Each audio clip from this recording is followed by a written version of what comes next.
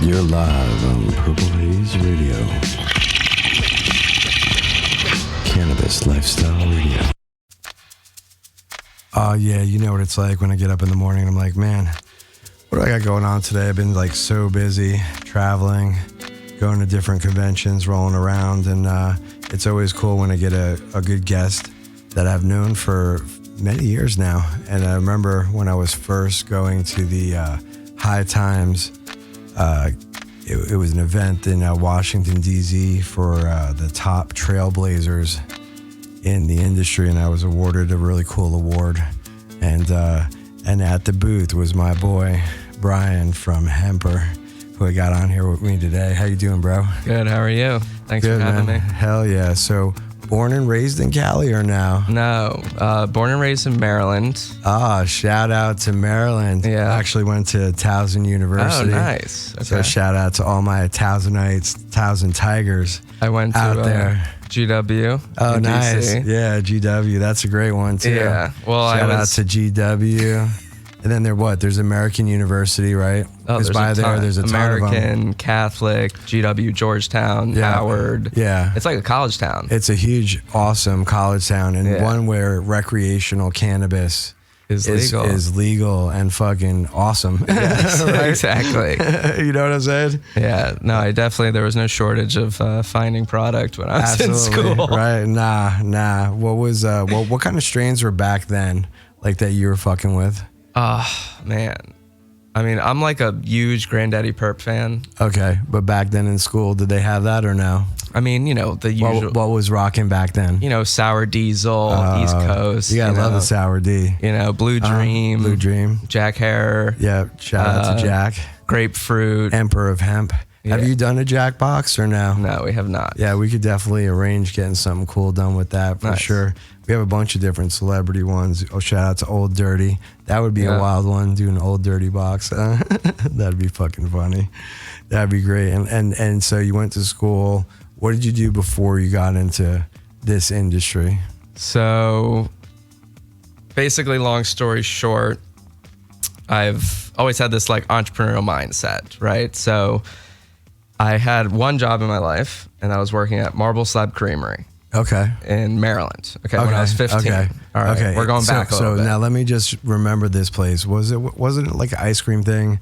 They put and you pick whatever you want on the slab, right? Yes. And you fucking smash it together. Yeah. And make this. Whatever happened to that place? That place was fucking bomb. They had like marble slab, they had Cold Stone. I think it was a fad. There was a lot of. It's like the cupcake thing. Yeah, the cupcake. I remember the cupcake fad. Yeah. But there's cupcakes still rock. Yeah, they do. Yeah, in Vegas. Shout out to the Cupcakery, a place where all you stoners that live there could go get some fucking bomb cupcakes for sure. So I was 15. All my buddies were working at this Marble Slab Creamery place, and I was like, fuck it. I'll get a job. Let's do this. My dad, he's a doctor. So I was like, didn't really have to work at the time, but he's always been horrible with money. So he's like, you should probably get a job at some point. That's great. That's fucking great. Yeah, he's the guy that, makes 300, spends 500. Yeah. Right? Well, it happens.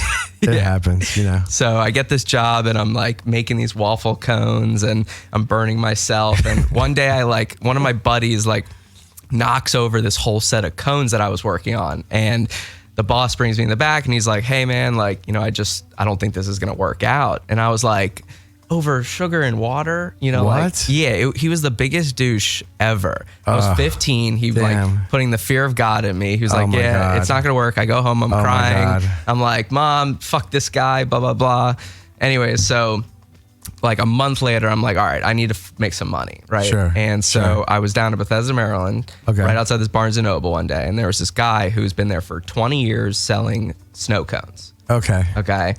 And I was like, my mom looks at it, he's like, that's what we're going to do. So I started doing the research. I was like, all right, I'm going to set up my own snow cone stand. Okay. And yeah. So you jump from going into the creamery, and then you want to get entrepreneurial. Yes. And you fucking start setting up your own snow cone business. I love this. Yes. All right. I buy the machine from Hawaii, super authentic. I get the syrups from Baltimore, Maryland. And you're like, what, 16 at this point? Yeah, 16. Okay. And So I get the machine from Hawaii, the syrup from Baltimore. I build the cart. I go to Lowe's, get the wood cut. I put it together myself. Wow. I put a hand washing station inside so I could get my health permit. What? And yeah, and it was pretty crazy because so I got my Gaithersburg peddler's license for the cart, right? Okay, yeah, sure. And so in my neighborhood, it's called the Kentlands, and it's basically a planned community. Okay, so it's basically like a neighborhood that surrounds a city. Okay. Okay, so in the middle of the neighborhood, during the winter, there's this like ice skating rink. Okay. I know it sounds majestic. Okay, but no, I got it. I'm with you. yeah, but during the summer, it's like the neighborhood brings in bands, the kids play, it's like a community thing, right? That's tight. So, but where Marble Slab Creamery was in a little strip mall right in front of the ice skating rink. And the ice skating rink was owned by the city of Gaithersburg, where I had my Hawker peddler's license. Okay. And so now you're competing at July the 4th, ice rink. Yes. So July 4th weekend, I'm launching. The creamery. Yes. That's great. I'm launching. I launch literally right in front of this motherfucker's doors. Okay. What an animal. He calls the police on me. Oh, shit. Calls the police on me to check my permits. Shit. The cops come. I show them all my permits. They're like, you're good to go. We can't do anything. So I tell this guy, I'm like, dude, you stop sending your cronies out on me. Oh, yeah. And I'm 16 years old and I'm making $500 a day cash after that every day. Wow. Yeah. Wow. Then we started doing bar and bat mitzvahs. Now, how many days a week were you rolling out by the ice rink? And Thursday, Friday, Saturday, Sunday. Okay, so 4 days. You manning it yourself or you got people helping you? So initially I was manning it myself. Okay. And then one of my buddies, Cody, came on to help me, Okay. Because it's hard to trust people with a cash business. Sure. Yeah, how could you tell? Whatever. Exactly. It'd be tough, yeah, for sure. Unless we didn't have the technology where you have little cameras up on the shit fucking watching motherfuckers either too. Yeah, exactly. Right to your phone. You guys got like some great things when you're now in this technology age. Back in the day, you were just fucked. Right, exactly. So I bring on my boy Cody. He starts pulling out the thing. So Monday, Tuesday, Wednesday, we were at the community pool because all the swim teams were going on. What an animal and some nice, refreshing ice cone. Oh, you should see some of these kids. Mommy, daddy, please, screaming. And the parents hated me. Screaming. They were like, why the fuck is this snow cone stand here every single day? I love this shit. This is fucking great. So Monday, Tuesday, Wednesday was at the pool. Thursday, Friday, Saturday was in town. And we were doing numbers. And I mean, as far as honestly the government knew, I was a lemonade stand. Yeah. Sure. I had all my permits, but they didn't know what was going on. Yeah. And so I mean, lemonade or snow cone, it really doesn't matter. I mean, it's the same thing. Exactly. And so I started expanding. I started doing swim team meets. So there's 1,000 kids at these meetups. What? And I'm raking in. I'm selling out every day. Now, how much ice fits in how many snow cones can you do before all of a sudden your things fucking run out? There has to be some basically I partnered up. So there was a gas station / Sunoco in my neighborhood. Okay. And I partnered up with that guy to use his commercial kitchen to freeze my ice blocks. Okay. Okay. Because I had to have a commercial kitchen for it to be all kosher, right? Okay. And so I went to the Container Store and I bought these massive blocks, this big, probably 5 by 7. Okay. And those would fit right into the machine. And it would literally clamp down on the ice block and just spin it. And then it would shave all the ice down. So I would have anywhere from 35 to 50, 60 blocks a day. Okay. And whenever it was done, that's when it was done. Sure. And then at the end of the day, I would go fill them up at the gas station. So how many could 60 blocks do? Great question. 60 blocks could probably get 500. Wow. Snow cones. 500. And what were you getting a pop on it? $2, $1? I was doing small, medium, large, 2, 3, and 4. 2, 3, and 4. Yes. Wow. Yeah. Yo, that's some raking in some money. And how long were you doing that for? So I started when I was 15, 16, and I did it all the way up until senior year of high school. That's great. Yeah. So that's great. 4 summers. And then you went to school, you're hanging out, getting your fucking knowledge on. So then meeting the honeys. Yeah, exactly. So then I graduated high school. I did community college for 2 years. Sure. Then I transferred to GW. Okay. And then I was gonna do Maryland, but then I was it's literally gonna be an extension of high school. And sure. You wanted to have a different experience. Exactly. Absolutely. So GW, loved the campus, loved DC. Sure. you know, it has everything you need. Yep. You know, Yep. nature, food, clubs, nightlife. Good caliber of various everything. Exactly. So especially if you're a college kid. yes. It's like such a great place to be. Yeah. So ended up loving GW. Academically, it was, you know, shit, but socially, met my business partners there, met some, you know, obviously some lifelong friends. And honestly, when I was in school, I was studying accounting and information systems. And I was like, all right, I know I'm not going to work for anyone, but what am I going to do? And it was always like, you know, like I knew it was always come to me. I just never knew what it would be when, right? And I was smoking weed since I was 14. You know, summer going into 9th grade. Sure. You know, so when you're slanging the cones, you taking a little spliff break or what? Yeah, exactly. Hell yeah. So nice. So during school, I was smoking a ton, and I basically, you know, it became a joke where I was buying so many boxes of like raw rolling papers and filter tips and shit. Sure. That like even when my dealer came over, he would basically be like, "Yo, let me grab a pack of papers." And I'd be like, no. Why is it like so hard to find like a solid pack of papers around this campus? There was one store on campus called Phobo Grow, which had raw smoking brand OCBs, but it was on the other side of campus. It was like a 25-minute walk for me. Wow. So I'm like, fuck, if I'm trying to like roll a J, I got to walk 25 minutes. So now you're buying them in wholesale or what are we doing? Yeah, now I'm buying off Amazon. Okay. I even called the customer support line and asked them if I could put this on a subscription basis. And they said no, because it was a third-party tobacco product. Sure. Right? So I was like, okay, interesting. So no one's doing subscription smoking accessories. You know, I'm smoking a ton, going through all these packs of papers. My friends are having the same issues. And my roommate, RJ, who's now my business partner, at the time was subscribed to Birchbox for men. And I was like, RJ, like, yo, I think we should do Birchbox smoking accessories. Sure. Combined. And he was like, no, it's fucking stupid.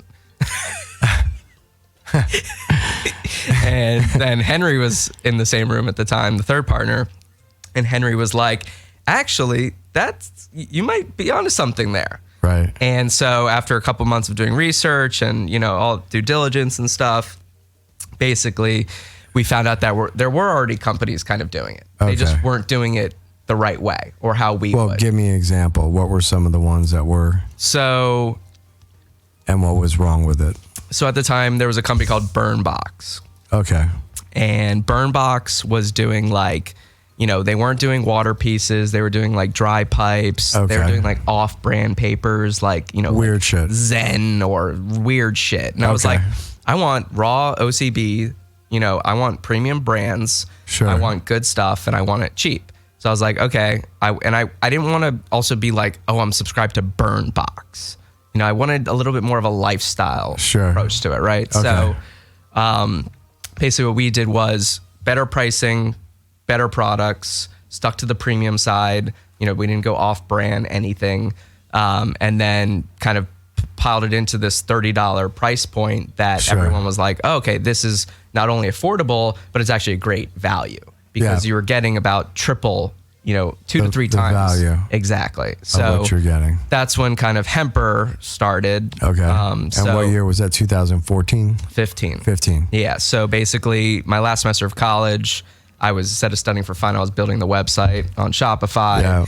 And I saw you at the convention. Yeah. So Henry called That's me one day. That's what makes me, and I've been in it for a long time. I'm rolling around like, and I'm looking around at the different booths, and I remember rolling up to you, and I was like, I was like, this is pretty wild. Birchbox, because you know what's funny is like at that time, there was a weird Birchbox or like monthly subscription craze going around, whether it was for food to your house or this or that. This like little package for you monthly surprise is something that was actually back in the like 80s and 90s, but not as far as like where you get a bunch of shit. It was like when you get a bunch of magazines or you get audio cassettes or this or like that thing where like every month you would get like something, you know? Yeah. So it's the recreation of that. Right. The subscription economy was crazy during that time. You know, Dollar Shave Club popped off. Yeah. Birchbox was popping off. Nature Box, Barkbox. It was, and they're still popping off. You know? Of course. So this whole subscription economy is like very interesting. So basically we were like, all right, we're going to do, you know, 10 items in a box, $30 price point, you know, ship it to your house. we start May 1st, May 1st, 2015. And I think the High Times Business Summit was later that year. Yeah. It was. So Henry calls me one day. He's like, hey, there's this High Times Business Summit. We got to go. It's the Trailblazers, this, that. Yeah. I'm like, all right, fuck it. Let's go. How much? $5,000 for a booth. I'm like, fuck, we just started. Like $5,000 for a booth. All right. It was fun. I mean, it was slow, but it was so heavily fun. under advertised. Yes. Yeah. It was my first glimpse at High Times. But it was cool how you could smoke right in the front there, and all these politicians and wild motherfuckers were coming in and out. It was a very cool, in a way, event that never transpired again. No, exactly. It didn't transpire again, but two individuals who I did meet, one being you, and the other one, Jason Beck. Oh yeah, and Jason, he's a maniac. And of course, AHS. Yes, exactly. Dispensary down in West Hollywood. If you are a tourist, go visit. They got a great selection. Greatest. Yeah. Been around, one of the oldest in West Hollywood. So, open arms, Andrew, open arms, Jason. Yeah. I come out to LA, they're like giving me joints. Jason's taking me to the back of the dispensary. I'm like, all right, fuck it. It was worth the spending the $5,000. Hell yeah. Absolutely. Yeah. And look at how many years later, man. And now when you started, how many did you have the first year? Dude, our first month we had 30 subscribers. It was like a joke, right? Yeah. It was like, every time, like every day I'd be looking at the Shopify store and I'd be like, all right, we got 5 orders. And then like my roommates would be like, oh, who is it? Like they thought like I knew, right? And the first couple orders I did know, my friends supporting me and shit. Absolutely. But, after like the 10th person, I was like, they kept asking me, who is it? And I'm like, I don't know anymore. Like these are just people that I'm convincing to buy this product, right? Absolutely. So we did like 30 our first month, then we did like 150 month 2, 300 month 3, and then month 4 was when we came out with this whole guest curated concept. Okay. And so break that down now. So basically I was like, all right, we're scaling decent. We're only doing maybe 10, 20K a month, if that. Sure.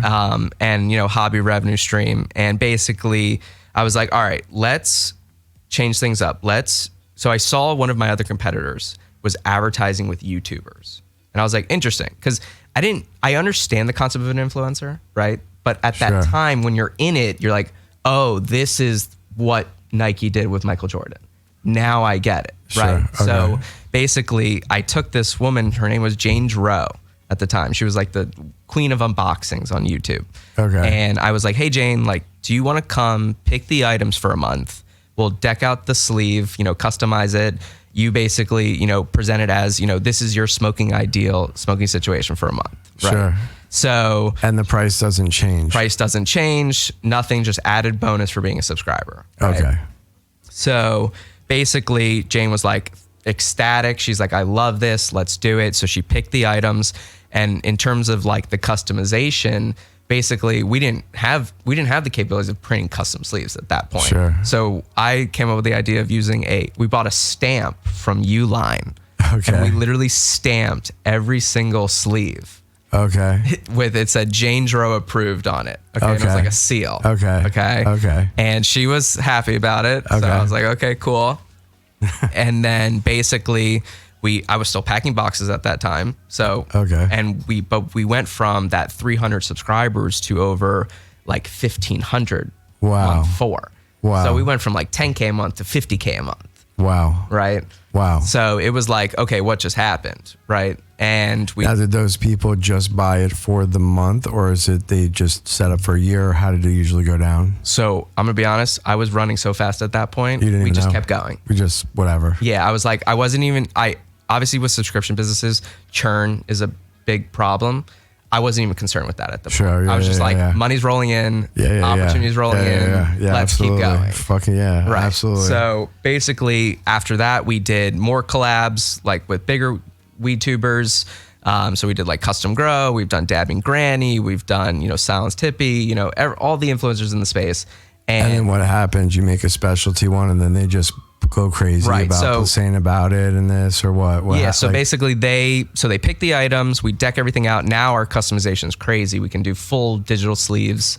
But before, basically, they pick the items. They promo it as it's you're sitting on the couch with them. It was a way for their fans to interact with them in a totally different way. Right. Sure. You're watching them on YouTube. Now, is it a royalty to these guys, Yes. or is it more? It's a royalty based on that thing. So per box, they get a flat fee. Sure, exactly. So, and everyone's been fine with that. And basically, so, you know, now what we do is not only do we like fly them in, we do like content creation with them. That's because great. It's like, you know, people want more, right? Absolutely. And you got to stay relevant. You got to stay fresh. Absolutely. And so we fly them in now. We do content, you know, obviously with like Snapchat and IG and all the swipe up shit. Yeah. And, you know, content's changed. Yeah. It's short form, 10 to 15 seconds. Yeah. And that's the most you're going to get their eyeballs on. Yeah, exactly. You know, so Yeah. it's definitely been a crazy route, or 4 years. I'd say I haven't fucking taken a day off in 4 years. Sure. So, but now I can say we're at about 15,000 subscribers. Amazing. Which it's a crazy production every month. Sure. You know, it's just even coordinating in terms of like logistics, supply chain. Like what we were doing initially was ordering everything domestic. And then what we started realizing was like, okay, like I don't need to put in, you know, Zen pipe cleaners anymore. I can put in HEMPER pipe cleaners. Sure. And that's when we started realizing like where a lot of the subscription. You mean creating your own stuff and it actually House of cheaper brands. than yeah, sure. Right. So what we realized early on where companies like Birchbox failed was that they didn't focus on product development early on.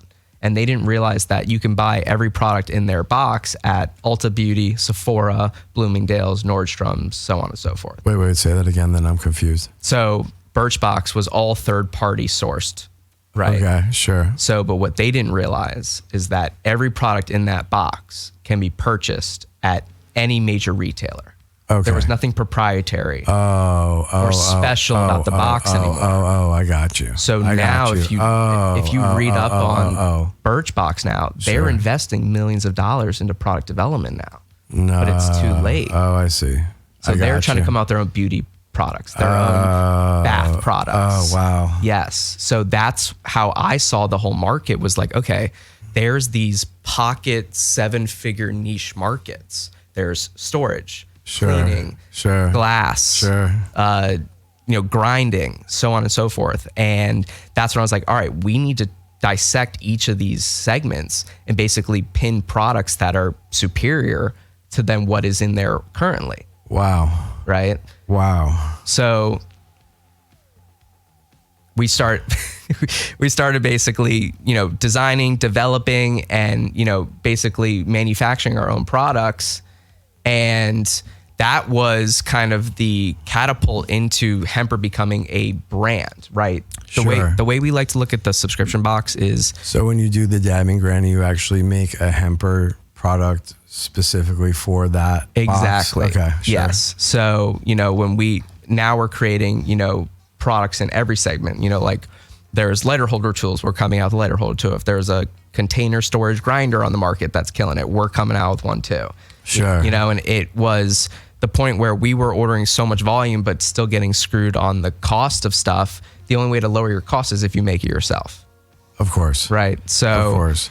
And it was different when you had to buy, if you're trying to buy 1,000, it's a different price than it buying 15,000. Right. But most brands don't even have that inventory on hand. Yeah, to buy 15,000 items for that month to sell it out. Right. Yeah, of course. So when I call up like even Raw right now, or if I call up OCB and I say, hey, I need 15,000 classic king size rollers, they don't even have that in stock. A multi-billion-dollar company.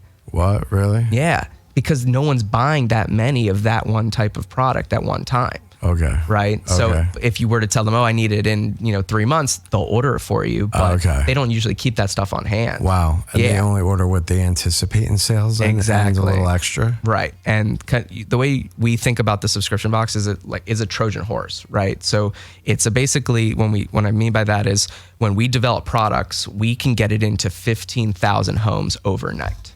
Most distributors can't do that. Sure. Yeah, they might get you into 1,000 stores, 5,000 stores, whatever, but that doesn't mean the product's turning. And how good is the shipping? Like, do you get a lot of boxes that get fucked up or this or what, like things like that? I mean, when you're sending out 15,000 boxes. What's the ratio though? Just knowing how the regular mail is.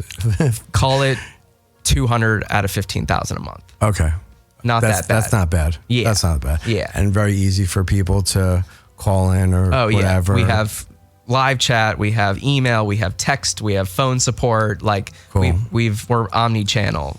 Is it just support. like, here's your new one, drop the other one back in or whatever? Well, so if it breaks the piece or something, we'll ship you a new piece. Okay. You know, if something leaked for something, we'll send you a whole new box. Sure.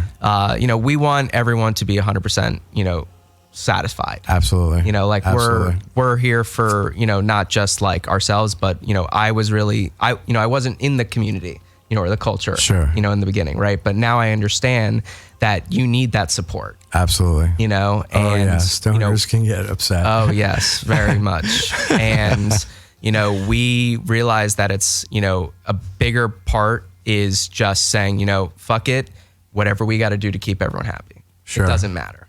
You know, Sure. $10 here, $30 there, $1,000 there. Yeah. Who cares? Yeah. You know, at the end of course. the day, it's all going to come back. That's great. And Right. it keeps exponentially growing. Exactly. So, And I've been seeing you at a bunch of events. You like show up all over the place. I see you at a dope thing or no or I don't know. I was like, were you at MJ BizCon? well, MJ BizCon, but recently though, have you been doing a couple of things or showed up at an event here and there? I could have sworn I saw you at something. I was like, oh, I saw going through Instagram or this. I saw you at some kind of event, trying to Cali event maybe. Were you at the Bella Thorne thing with Wonder Bread? No, but it wasn't something that I seen you at personally. you're more just- of just you're on your just- Instagram. yeah. I'm flipping through. I Yeah. seen you like on somebody's. I don't remember if it was David Tran or this or something. I saw you with. I was like, oh yeah, look at my boy. Oh yeah. Oh, that was at Champs. Okay. Yeah. Okay. So I've been in Vegas for like the last month because Sure. we have TP, which is Tobacco Plus Expo, and then we had Champs, and David was there. Yeah. And he came by the booth. Nice, nice. Yeah. I heard Champs was fucking gigantic, ridiculous, Dude, right? Like, fucking crazy. I've heard of it after all the years. Like this year was one of the wildest years. It was easily anywhere from 1,300 to 1,500 vendors. Yeah, 1,300 to 1,500 vendors. And what was it? Was it normally? 500? Wow. What? Yeah, maybe max. What made such a burst of? You have any idea? I think, well, they opened up a new section called Dispensary Plus, Okay. which is like a section in the show that a lot of the, you know, packaging guys were there. Oh, okay. You know, cone guys, Okay. you know, extraction guys, whatever. Oh, it wasn't as interesting. big as obviously MJ BizCon or anything like that. No, sure. But they opened up that section. But I honestly think there's just more brands, more innovation. Well, sort of on the innovation side. Okay, but sure, yeah. I think there's just more people getting into the space. Interesting. And they're finding their niches. Interesting. Yeah. Okay. You know, you always see the same faces there. Sure. But, you know, Sure. there was a ton of people who I had not seen. But even with and also another big thing is obviously CBD. I mean, the shows are becoming vape and CBD shows. Really? Yeah, it's out of this world. And there are that many buyers that are going up to these booths and buying it, though. I mean, I think these stores are just looking for variety. Sure. You know, first off, the CBD market's all fucked up right now. Quality, you don't know what you're taking, Sure. where it's coming from, who's making it, you know, all of that shit. So everyone's looking for real brands in the space. Okay. And I think they're just looking for a variety of stuff that they can offer at their stores. And everyone's trying to cash in right now. Sure. You know, so it's Sure. like, why not try this brand, this brand, this brand? You only have to got buy you. a couple bottles to see if it sells. Or this or that or whatever. Yeah, exactly. Yeah, So it's crazy. CBD is crazy right now. Vape is crazy, obviously. You know, glass is still crazy. But yeah, the show was nuts. Vegas was a great time, as always. Hell yeah. No, Vegas is a good time. And shout out to all my guys over at Champs and my boy Josh, rest in peace, who was one of the founders of Champs Convention. And we used to rock that motherfucker since the 90s. Yeah. So shout out to all those guys that have done their thing throughout the years and all those glass blowers that show up and all the cool people that you see at these kind of conventions that come around. You know, they kind of creep in and out throughout the years. But I heard, like I said, this year was rocking. Yeah, no, it was crazy. You know? Yeah, no, it was nuts. So you've been doing it all this time, getting it into these different, you know, areas and events and people. Who's your favorite? Some of your favorite, let's say, people that you know get these that you can say gets a Birch box or gets your box. You know, like your HEMPER box. So we send about 300 influencer boxes out a month. Okay. And it can range from, you know, let's see. Well, I meet a lot of hip hop guys and Sure, all that. sure. But usually never starstruck, but Sure. it's kind of funny. This one time I was in Austin, Texas for South by Southwest. Okay. And I'm in the speakeasy. It's like 5 a.m. in the morning. And one of my buddies like taps you on the shoulder. He's like, hey man, like, do you know, Adrian?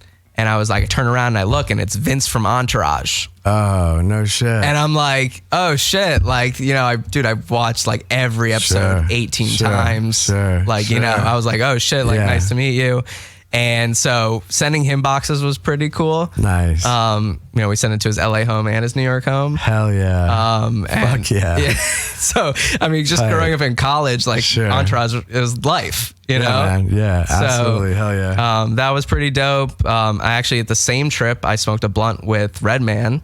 That's cool. Yeah. And you send him boxes? Or Send not? him boxes. That's great. He actually wants me to send him backwoods, but it's That's funny. a little bit more difficult. Yeah, sure. Who else? A lot of hip hop guys. Nice. That's cool. Yeah. That's cool. Hell yeah. That's awesome. And any new twists to the HEMPER box coming up in the future, or any kind of like specialty surprises or anything announceable? Yes. So we are coming out with a customizable subscription option soon.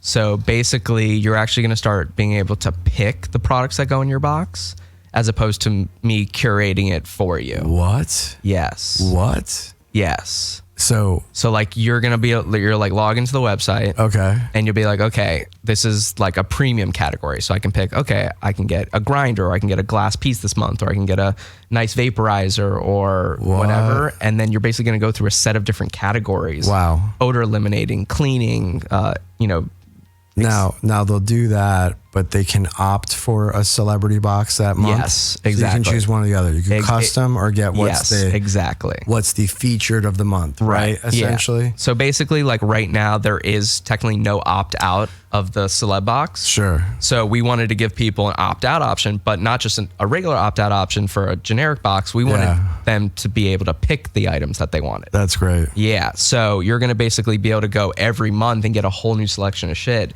that you weren't able to do before. That's cool. Yes. That's a game changer, and still same price. Yes. Wow. Exactly. Okay. And we're going to launch smaller packages. So like if you want like 5 items, it'll be $10. If you want 9 items, it'll be $19. Now, can you even go higher? You're going to have like any Mac Daddy things or what? So we're thinking about, maybe $50, $60, $70 box, and then do some more premium maybe stuff. some holiday time things too. Yeah, exactly. Some gift sets. Sure. That's cool. Yeah, we've been working on this for like a year now, and it's going to take the subscription game to a whole new level. That's great. Because no one else is working on shit like this. That's awesome. So we're very excited about that. We're just waiting on a few more technical difficulties. Yeah, there's a lot of things you have to go through and Yes. stumble and everything, but that's great, and can we talk about the other adventures of the company, of the other things you're working on? Yeah. So obviously, once we started getting to 10, 15,000 subscribers, we had to start realizing cutting out middlemen is going to be inevitable, right? In terms of sourcing and manufacturing, just because like even in the glass side, honestly in the early days, man, like I was the biggest proponent of sourcing from the US for glass. And, I scoured Champs trade shows. I met glass blowers. I was sourcing from multiple glass blowers. And then literally one after the other just kept getting fucked over. Literally. Unfortunately. Wow. Like, ordering 6,000 pieces and getting 800 on day of delivery. Shit like that. And you know how the guys on the Champs floor are. Sure. Not the most professional. No. Yeah. So I was like, dude, I was like telling RJ and Henry, the two business partners, I was like, yo, like we have to do American made glass. It's going to be the only thing separating us from, the other box in the market. Absolutely. It's just not possible. No. It's not. And it was so It's upsetting. sad. It's a little saddening. It was upsetting to me at the time. Yeah, but it also, a glass blower takes a lot of time. It is hard to do the things that they do. Yes. And if you ever seen a guy, props to any of you guys making pipes or wig wags or apprenticing or trying to do anything, you have to have a mental ability that not a lot of people have. Yes, You know, definitely. and skill. Right. You know? And honestly, I think that the glass blowers here are more, artistic and creative. And I think once you start pushing production pieces onto them, it takes away the fun. And that's the reason why they got into it, So we had to go overseas ultimately because no one could even get close to the quantity that we needed at the time. So basically, I don't even know where we were going with this. But the new stuff you guys are doing. Yeah, so new stuff. So, over the years, fixing our own sourcing issues, a lot of the bigger companies in the space started coming to us to fix their problems. And so now we're kind of getting into a lot of B2B manufacturing stuff like, pre-rolled cones. We're getting into cartridges. We're doing, production for glass for a lot of other companies. I mean, even some of the other subscription boxes are asking me to make their glass for them. That's great. Yeah. So how does everybody go on there? Where? To order your box. So basically, website is www.hemper.co, not com, and go on. It's called the Hemper box, and it's $29.99 a month, plus $4 shipping and handling, and you get about $100 plus worth of value. You should check out April's box for sure because it's being curated by Strain Central, who's a big time weed tuber. And we have some pretty dope pieces in there. It's going to be this pineapple rig. We got this like dab tool with a pineapple bubble carb cap on it, hemp wraps, papers, odor eliminators, you name it, it's in the box. Hell yeah. Any shout outs to any friends, family? Shout out to my two business partners, Henry and RJ. Shout out to my creative director, Ty, the whole team at HEMPER, for running with me on this journey. Shout out to you for bringing me on the show. Hell yeah. What, Instagram for you guys or anything? Or yeah, what? Instagram is at HEMPERCO, HEMPERCO. And yeah. Hell yeah, man. And then what's the next things after this? So you got any plans, special plans, traveling, any I'm going conventions? to India soon. Oh, yes, we talked about that. Yeah. What a great and wonderful trip. Yeah. Definitely hope you have a great spiritual and fun time there for sure. Absolutely, absolutely. No, I'm excited about that. Yeah, man. And then aside from that, anything else you event-wise or this or anything cool you want to throw out there to the wind? We're working on some Coachella plans, so nice. Look out for that. Nice. Oh, that's interesting. Yeah. And what would you do? Set up a booth of just having a ton of boxes, or what would you, or for the celebrity party or something? Or yeah. I don't know if you know Combs Fest with like P. Diddy and all those guys. Break it down. What is it? So High Times last year took title sponsor of this like Combs Fest. So it's P. Diddy and OVO. Okay. And basically they set up this whole compound for like the weekend at Coachella. Oh, wow. So we're trying to figure out sponsors and all this shit, but they want us to run the whole cannabis side of it.